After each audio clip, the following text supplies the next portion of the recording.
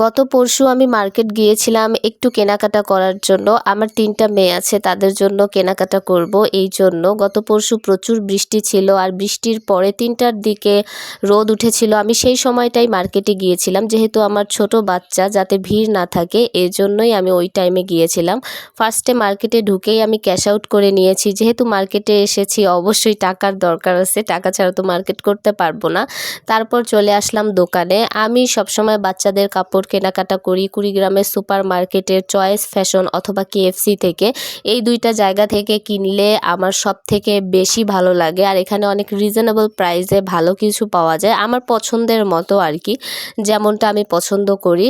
তো আমি এখানে 3জনেরই কিনে নিলাম। একজনের বয়স হচ্ছে 7, একজনের 3, আর আরেকজন তো আমার পিচ্চি। তো কেনাকাটা শেষে আমি যাচ্ছিলাম আপার বাসার উদ্দেশ্যে, যেহেতু বাসা থেকে তেমন বের হওয়া হয় নাই বৃষ্টির কারণে, এজন্য যাচ্ছিলাম। আমার ভাগ্নি আসছে, তো ওখানে গিয়ে আমাকে খাবার দিল সেমাই আর পরোটা।